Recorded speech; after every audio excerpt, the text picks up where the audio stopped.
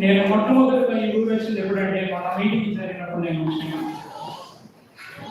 అప్పుడు నేను అద్భుతాలు చూసాను. ఆ అద్భుతాలే ఈ సినిమా హాల్ దేవుడు మందిరంగా చేయడం, తర్వాత తర్వాత మీ మీటింగ్స్ ఇవన్నీ చూసి వెళ్ళిన తర్వాత నేను ఇంటికి వెళ్ళిన తర్వాత దేవుడి దగ్గర దేవుడి ముందు పెట్టి అలా ఏం చేస్తానంటే అది ఇవ్వండి ఇది ఇవ్వండి అని అడగదు, అది ఇవ్వండి ఇది ఇవ్వండి అని అడగదు. ఒకటి ఏది ప్రభువా మీకు వందనాలు, అబ్రహాము వందనం ఇక్కడ ఒక సజీవ సాక్షిగా మా ముందు నిలబెట్టాను. అంత పెద్దలందరూ ఎన్ని గొప్ప కార్యాలు జరిగించారు, ఎన్ని ఆశ్చర్యకార్యాలు చేశారు. ఇవే నా యొక్క జీవితానికి గుర్తొచ్చినాయి. నేను మాత్రం చేసింది ఏంటంటే ఎవరేం చేశారో నాకైతే తెలియదు. దేవా నాకు అదేమండి ఇదేమండి అని మాత్రం నేను అడగలేదు. ప్రభు దగ్గర నేను అడిగింది ఏంటంటే ఒకే ఒకటి, ఆయన స్తుతించడం, ఆయన కనపరచడం, కన్నీరు పెట్టడం, ఏడవడం, అదే చేశాను. ఆ తర్వాత అబ్రహాముతో కూడా నేను ఫోన్లో మాట్లాడాను. ఆ తర్వాత నాకు అనిపించిందంటే అన్నీ ఒక సజీవ సాక్షి, అన్నీ మాట్లాడకుండా ఒక్క మాట్లాడడం మాట్లాడడానికి. ఎందుకంటే ప్రభు అన్న జీవితంలో ఏం చేశాడో అది సరిపోతుంది ఒక సాక్షిగా ఉండటానికి. ఆ యొక్క అద్భుతము, ఆ యొక్క ఆశ్చర్య కార్యము మరి చాలు. ఆయన చేసినటువంటి అద్భుతాలు అవన్నీ కూడా మరి మన కళ్ళ ముందే ఉన్నాయి. వాటిని బట్టి నేను ఎంతగా దేవుడు స్తుతించాను, వాటిని బట్టి ఎంతగా దేవుని కనపరిచాను. ఇంకా కొంతసేపు దేవుని యొక్క వాక్యాన్ని చూద్దాం. ఆ యొక్క సాక్ష్యాన్ని మీరు విన్నారు. నేను పాట పాడినప్పుడు మీకు అర్థమైంది, ఇంగ్లీష్ పాట పాడినప్పుడు నా యొక్క ప్రొనౌన్సియేషన్ ఇది గొప్ప గురించి చదువుతాను. దేవుడు నన్ను దేవుడు తీసుకొచ్చి అక్కడ పెట్టాడు. మీ పిల్లలు చదివించండి, మీ పిల్లలు చదివించండి, వారికి చదివించండి, ఎట్టి పరిస్థితుల్లో చదివించండి. మరి జీవితంలో దేవుడు అద్భుతం చేస్తాడు. ఇంకా కొద్దిసేపులో మనం నేర్చుకున్నాం. చిన్న వాక్యాన్ని మనం చూద్దాము. సహజంగా మన జీవితం వారికి ఎటువంటి కార్యాలు ఎదురవుతామంటే దానికి మనం ఏం రెస్పాండ్ అవ్వాలి అనేటువంటి మాటలు ఒకసారి మనం చూద్దాం. పరిశుద్ధ గ్రంథం నుండి మత్తయి సువార్త 14వ అధ్యాయము 22 నుండి కొన్ని వచనాలు. మత్తయి సువార్త 14:22 నుంచి కొన్ని వచనాలు.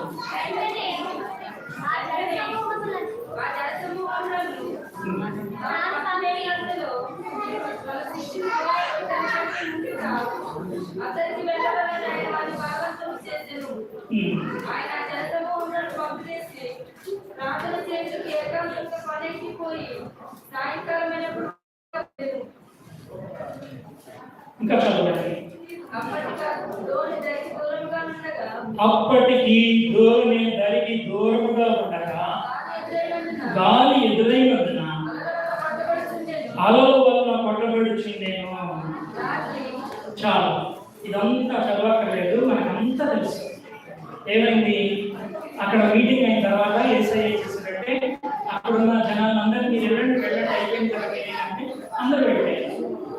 యేసయ్య తన శిష్యులు ఏమన్నాడంటే మీరు దోణి ఎక్కి మరి యొక్క సరస్సుకు అద్దరికి వెళ్ళండి అని శిష్యుని పంపించాడు. అప్పుడు ఏమైంది, పెద్ద గాలి వచ్చింది, పెద్ద తుఫాను వచ్చింది, పెద్ద అలజడి జరిగింది. మనకు తెలుసు శిష్యులందరూ ఎంత భయపడిపోయారో తెలుసు, ఎంత బెంబేలెత్తిపోయారో తెలుసు, వాళ్ళందరూ ఎంత గజగజలాడిపోయారో తెలుసు. ఇక్కడ 2 క్వశ్చన్స్ ఉన్నాయి, పెద్ద క్వశ్చన్స్. మిగిలిన కూడా క్వశ్చన్ ఉంటాయి, 2 క్వశ్చన్స్. పెద్ద క్వశ్చన్ ఒకటి ఏంటంటే where is Jesus in the midst of the Storm.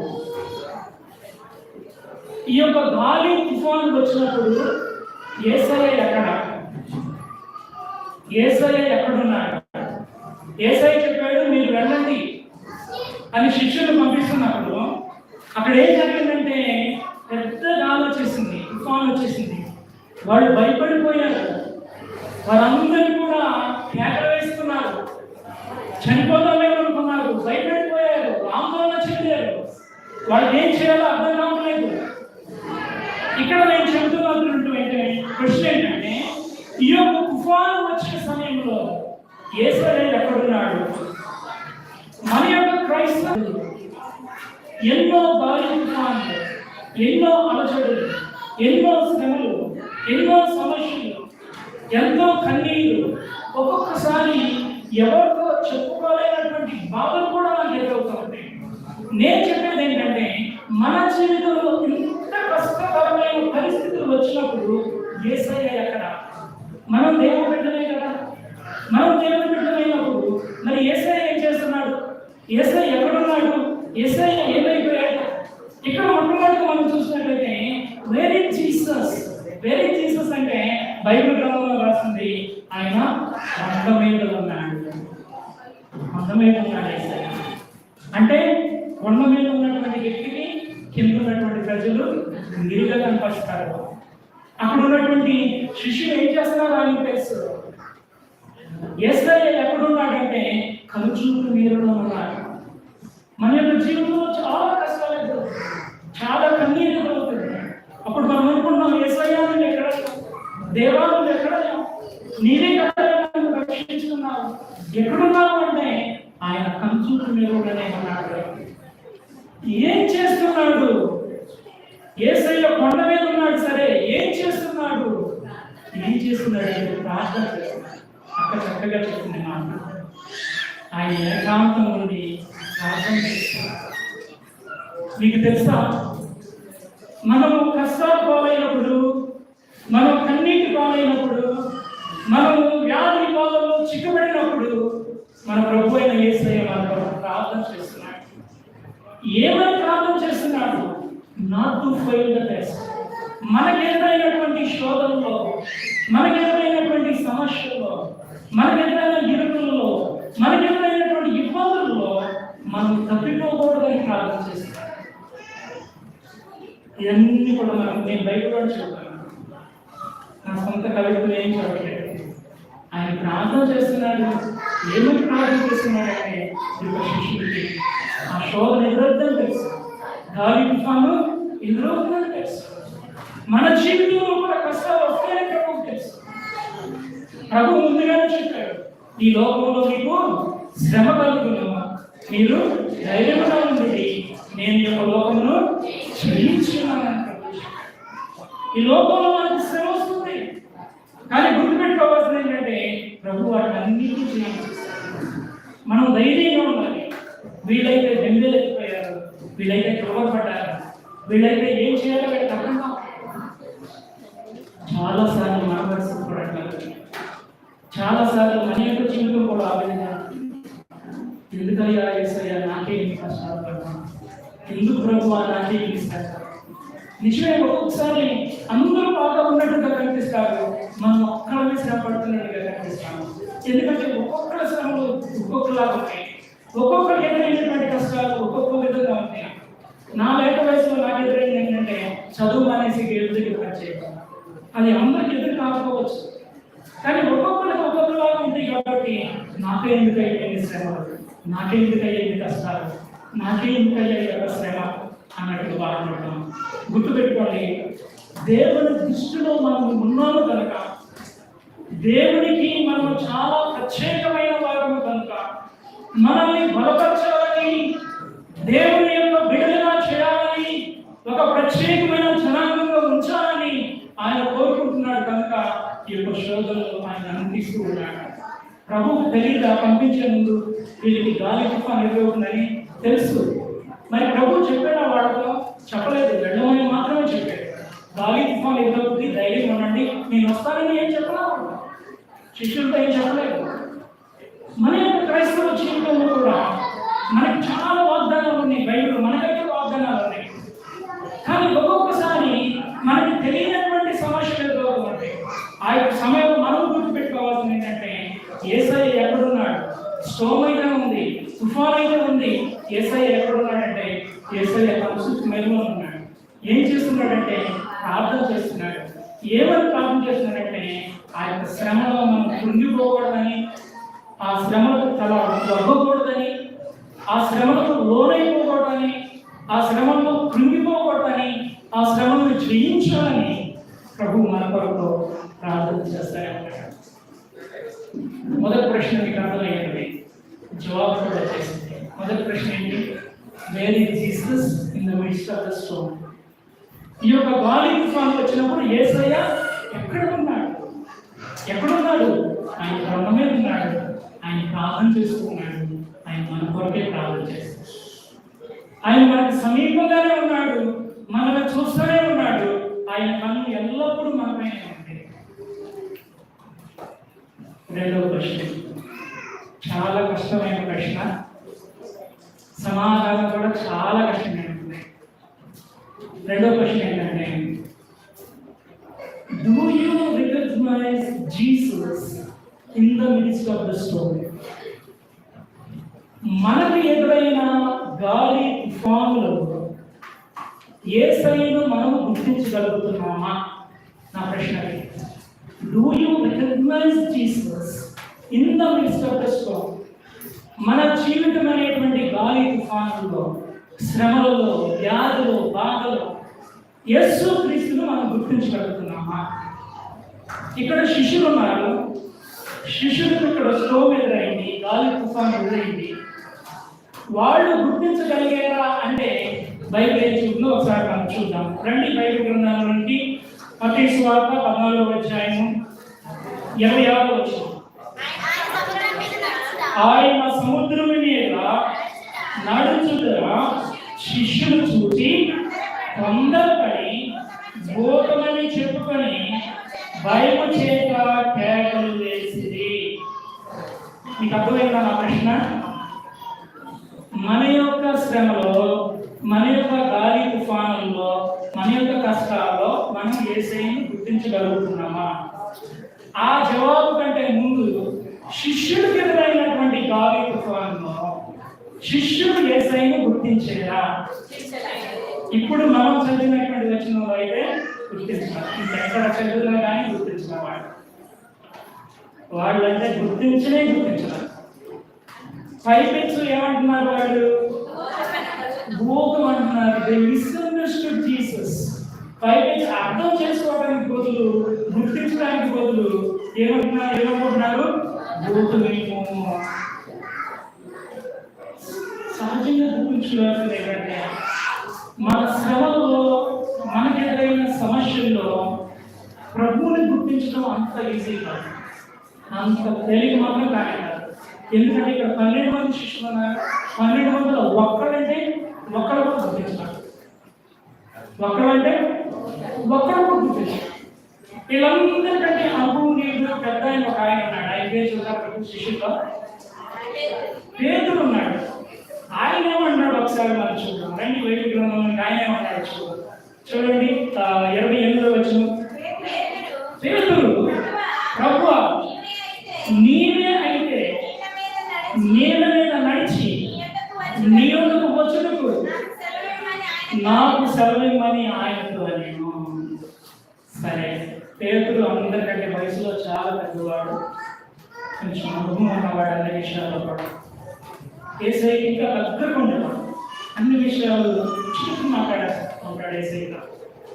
ఒకసారి యేసయ్య, మీరు రొట్టెలు భుజించడానికే మీరు నన్ను వెంబడిస్తున్నారు, అద్భుతాలు చూడడానికి కాదు అన్నప్పుడు 70 మంది శిష్యులు తిరిగి వెళ్ళిపోతారు. ఈ 12 మంది చూసి యేసయ్య అంటాడు, వీళ్ళు ఆల్సో గోయమని ఇది కూడా వెళ్ళిపోతారా అని అంటే అందరూ మౌనంగా ఉంటారు. పేదలు ఒక్క మాటలో మాట్లాడతారు. ఎవరి వద్దకు వెళ్ళదు ప్రభువా, నీకే నిత్య జీవపు మాట్లాడగలవాడు. ఇట్లాంటి మాటలు యాక్చువల్గా పేదలు మాట్లాడేవాడు. పేదలు అన్నిటికీ ముందుండేవాడు. ఇక్కడ కూడా పేదలు ఏమంటాడంటే, ఏమన్నాడు? పేదలు, ప్రభువా నీవే అయితే నీళ్ళ మీద నడిచి నీ వద్దకు వచ్చేందుకు నాకు సెలవుమని. సరే, పేదలు గుర్తించేరా? పేదలు గుర్తించారు. పోనీ ఆ 11 మంది గుర్తించిన పేదలు కొంచెం అనుభవం యేసయ్యకి దగ్గరగా ఉంటాడు. ఈయన గుర్తించాడంటే ఈయన కూడా గుర్తించాడు. ఏమన్నాడు? నీవే అయితే డౌట్ నీవే అయితే నేను మీతో చెబుతున్నాను, శ్రమ వచ్చినప్పుడు, గాలి తుఫాను వచ్చినప్పుడు 12 మంది శిష్యుల్లో ఒక్కడు కూడా యేసును గుర్తించినారు. నాకు ఇవి 1%, నాకు ఇవి 1%. ఒక్క శిష్యుడు కూడా యేసుని గుర్తించలేకపోయారు. కానీ మీతో మిమ్మల్ని అడిగేటువంటి విషయం ఏంటంటే, మరి మనకు శోధనలు వచ్చినప్పుడు, మనకు సమస్యలు వచ్చినప్పుడు, మనకు ఇబ్బందులు వచ్చినప్పుడు, మనకు వ్యాధులు వచ్చినప్పుడు, మనకు బాధలు వచ్చినప్పుడు మనం యేసుని గుర్తించగలుగుతున్నామా? Do we recognize Jesus Christ? యేసు క్రీస్తును మనం గుర్తించగలుగుతున్నామా లేకపోతే గుర్తించలేకపోతున్నామా? నేను మీకు చెప్తున్నాను, మనం తప్పక యేసుని గుర్తించాలి. ఎందుకంటే మనకు బైబిల్ ఆధారాలు చాలా ఉన్నాయి, బైబిల్ వాగ్దానాలు మనకు చాలా ఉన్నాయి. దేవుని యొక్క అభయము, దేవుని యొక్క గ్యారంటీ మనకు అడుగులో ఉంది. దేవుని యొక్క ప్రామిస్, దేవుని యొక్క వాగ్దానం అడుగులో మనకు ఉంది. మనం గ్రహించాలి. కానీ ఇక్కడ మనం చూసినట్లయితే వాళ్ళైతే గ్రహించలేదు, కానీ మనం గ్రహించేటువంటి స్థితిలో ఉండాలి. యేసయ్య వాళ్ళ దగ్గరికి వచ్చి 3 మాటలు మాట్లాడతాడు. ఆ 3 మాటలు మనం చూసి ఒకసారి మనం నేర్చుకున్నాం. చూడండి, ఆ 3 మాటలు ఏమంటున్నాడో యేసయ్య 27 వచ్చి మత్తయి సువార్త 14:27. వెంటనే యేసు ధైర్యం తెచ్చుకుని నేనే, భయపడకూడని వారితో చెప్పాడు. ఈ 3 మాటలు గుర్తుంచుకోవాలి. మనకి శ్రమ వచ్చినప్పుడు, మన యొక్క జీవితంలో ఇరుకులు వచ్చినప్పుడు, మన జీవితంలో ఇబ్బందులు వచ్చినప్పుడు మనం గుర్తుంచుకోవాల్సింది 3 మాటలు. మొట్టమొదటిది ఏంటంటే ధైర్యం తెచ్చుకోండి. ధైర్యం తెచ్చుకోండి. ఏ శ్రమ, ఏ ఇరుకు, ఏ ఇబ్బంది, ఏ వ్యాధి, ఏ బాధ యేసయ్యకు తెలియకుండా, మన ప్రభువుకు తెలియకుండా, మన ప్రభువు వెనకాల నుండి మన దగ్గరకు రాదు. మీకు అర్థమైందని చెప్తున్నాను, ఒకసారి చెప్తానండి. మనకి ఎదురైన ఏ శ్రమైనా, ఏ ఇరుకైనా, ఏ ఇబ్బంది అయినా, ఏ వ్యాధైనా అది ప్రభువుకు తెలియకుండా, మన ప్రభువుకు తెలియకుండా ప్రభు వెనకాల నుండి దొంగ చాటుగా మన దగ్గరికి రాదు. అంటే అది వస్తుందంటే ప్రభువుకు తెలుసు. ప్రభువుకు తెలియదు, అది ప్రభువుకు తెలుసు. ప్రభువుకు తెలుసు మనకేం ఎదురవుతుందో, ఎంత కష్టం ఎదురవుతుందో ఆయనకి తెలుసు. మనం ఎన్ని ఇబ్బందులు పడుతున్నామో ఆయనకి తెలుసు. మనం ఎంత బాధగా ఉన్నామో ఆయనకి తెలుసు. ఇంకో క్వశ్చన్, మీ పిల్లలు మొయ్యలేని బరువుని మీ పిల్లల నెత్తి మీద ఏ రోజైనా మీరు పెట్టారా? మీ పిల్లలు మొయ్యలేని బరువుని ఏ రోజన్నా మీ పిల్లల నెత్తి మీద మీరు పెట్టారా? ఏ తల్లి పెట్టదో, ఏ తండ్రి పెట్టదు.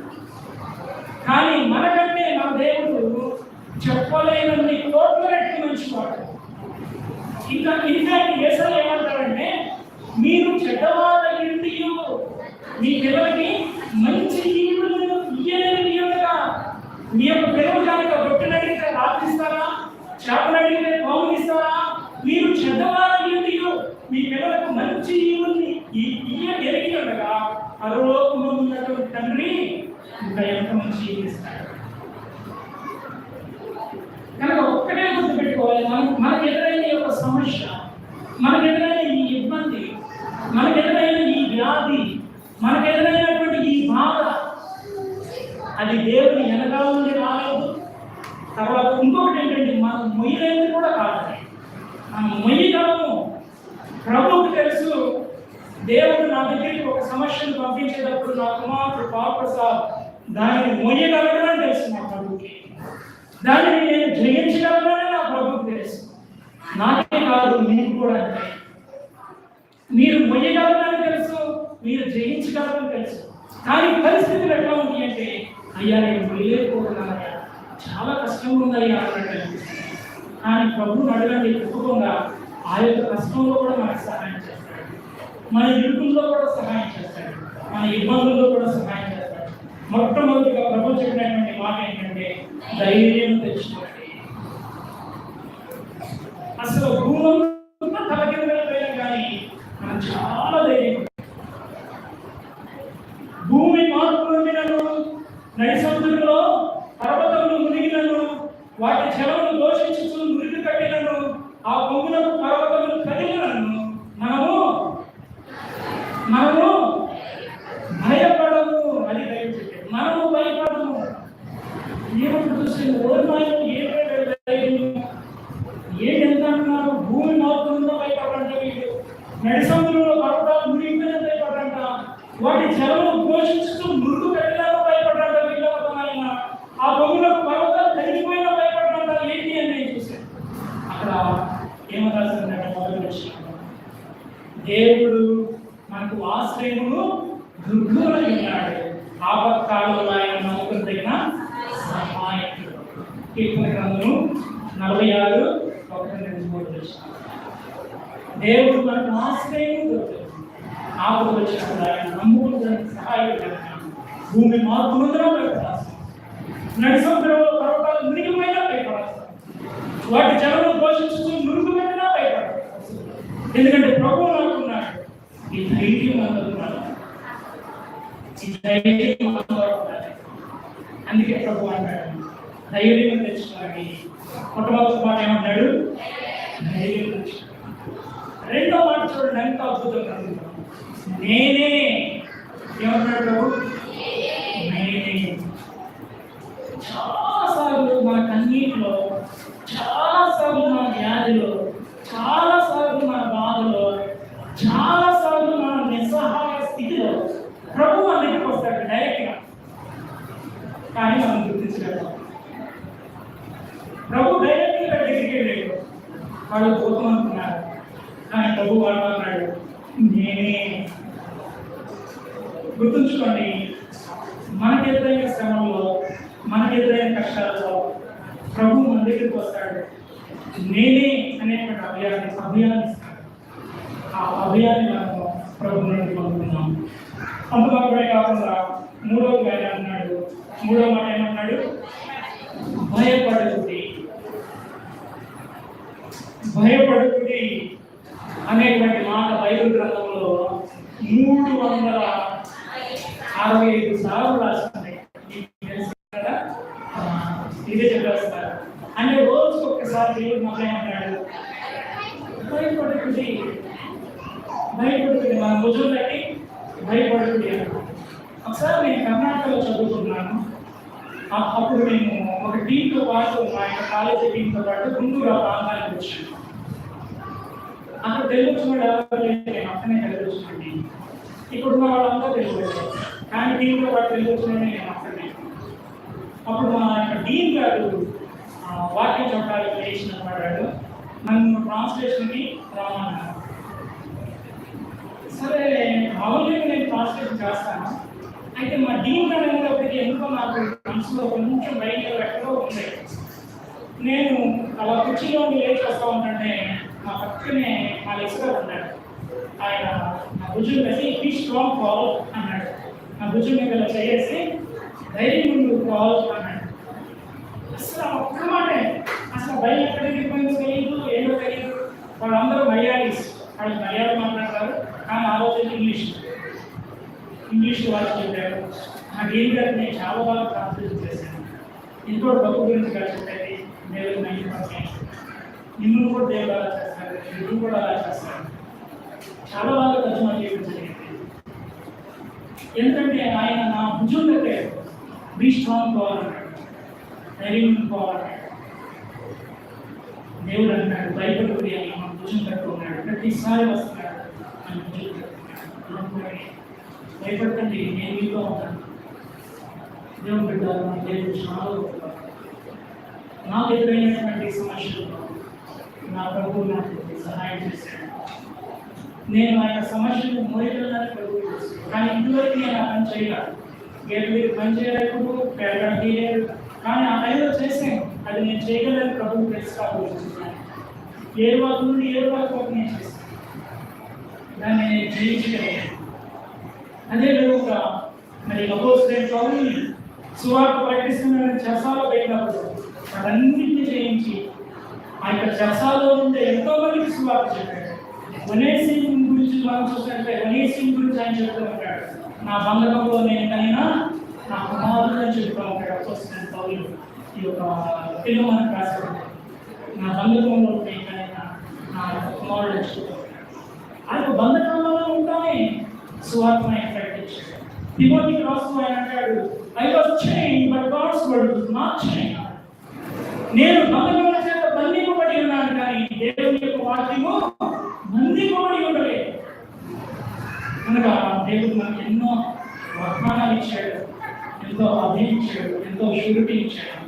అది దేవుడు చెబుతున్నాడు, భయపడితే ఇంకా అంటాడు, నేనేం చెబుతున్నాడు, ఇక్కడ అంటాడు ధైర్యం చేశాను. కనుక మన యొక్క శ్రమను ఏసై గుర్తించాము, మన యొక్క శ్రమలో ఏసై మాకు పక్కనే ఉన్నాడు. ఆ విధంగా ముందు కొనసాగిపోబడ్డాము. దేవుడు కొంచెం మాట్లాడాము, దేవుడు